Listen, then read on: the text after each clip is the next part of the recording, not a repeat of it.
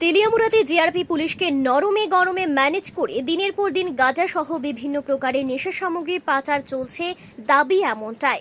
অভিযোগ আরও হচ্ছে, বিভিন্নভাবে তথ্য সমৃদ্ধ আকারে জিআরপি থানার পুলিশকে বারবার জানানো হলেও পুলিশ ভূমিকা গ্রহণ করার বদলে নেশা সামগ্রী বিক্রেতা বা পাচারকারীদের কাছ থেকে উৎকোচ আদায় করাটাকেই বেশি পছন্দ করছে। এবার একদল সচেতন নাগরিকেরা সম্মিলিতভাবে নজরদারির মাধ্যমে তেলিয়ামুড়া রেল স্টেশন চত্বর থেকে দুই যুবতী সহ বিপুল পরিমাণে গাঁজা পাচারকালে আটক করেছে। পরবর্তী সময়ে আটককৃত এই গাঁজা সহ পাচার করতে সচেষ্ট দুই যুবতীকে তুলে দেওয়া হয় তেলিয়ামুড়া থানার পুলিশের হাতে।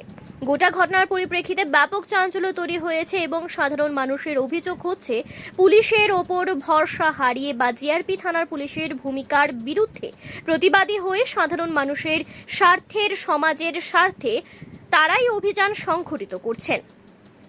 পাশাপাশি আজকের এই সফল অভিযান সম্পর্কে এলাকাবাসীদের বক্তব্য হচ্ছে, সন্দেহজনকভাবে দুইটা ট্রলি ব্যাগকে তারা যখন তল্লাশি চালায় তখন এই রাজার হদিশ পায়। পরবর্তী সময়ে তারা জিআরপি থানার পুলিশকে অবগত না করে থানার পুলিশকে জানালে পুলিশ ঘটনাস্থলে ছুটে গিয়ে গাঁজা সহ পাচারকারী দুই যুবতীকে নিজেদের হেফাজতে নিয়ে নেয়।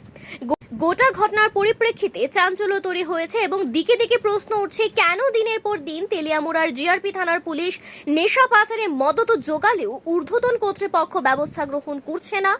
এর মধ্যে শস্যের মধ্যে ভূত দেখতে পাচ্ছেন অনেকেই।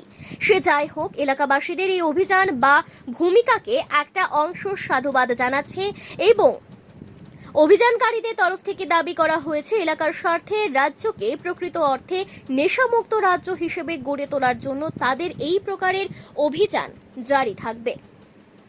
Bureau report, Tripura news Bangla. আজকে আমাদের লোকাল এবং ক্লাব মিলেছিরা আমরা সার্চ অভিযান নামছি। আইসের আমরা পাইছি এখানে ট্রলির মধ্যে দুইটা ট্রলি আছে, ট্রলির মধ্যে যেটা গাঞ্জা আমরা পাইছি। তো পাওয়ার লগে লগে আমরা থানার স্টাফরা ফোন করছি এবং জিআরপিএফ জানাইছি। আচ্ছা, তেলিয়ামুড়া যে জিআরপি আছে তারা তারা মানে কি ডিউটি করেনি ঠিকঠাক মতন?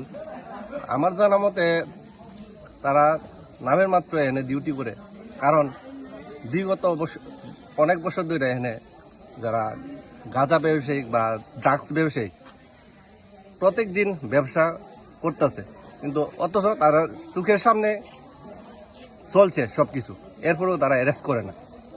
মানে তারা জানা সত্ত্বেই সবকিছু চলতেছে। হ্যাঁ হ্যাঁ হ্যাঁ। কি মনে করতেছেন, একটা লেনদেনের একটা ব্যাপার থাকতে পারে?